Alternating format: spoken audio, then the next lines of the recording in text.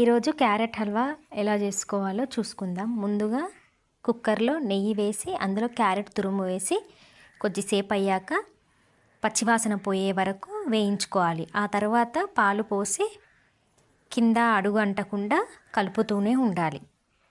అడుగు అంటిందంటే హల్వా టేస్ట్ అంతగా మంచిగా రాదు.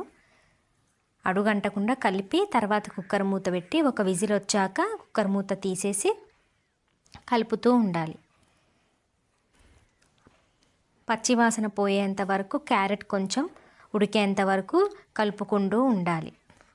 ఆ తర్వాత కొంచెం దాంట్లో షుగర్ని యాడ్ చేసుకోవాలి.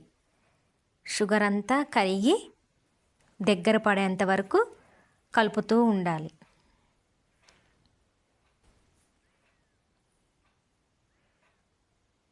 కొంచెం అడుగు అంటకుండా చూసుకుంటూ ఉండాలండి, ఎందుకంటే టేస్ట్ అనేది చేంజ్ అయిపోతుంది. ఆ తర్వాత కొంచెం యాలకుల పొడిని వేసుకోవాలి.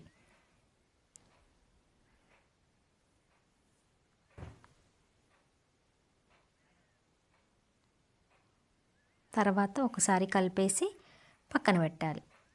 అవసరమైతే డ్రై ఫ్రూట్స్ కూడా యాడ్ చేసుకోవచ్చు. అంతేనండి, tasty tasty carrot halwa ready. మా పిల్లలకు కూడా పెట్టాం, మా పిల్లలకు కూడా చాలా బాగా నచ్చిందండి. మా పిల్లలకు క్యారెట్ హల్వా అంటే చాలా ఇష్టం.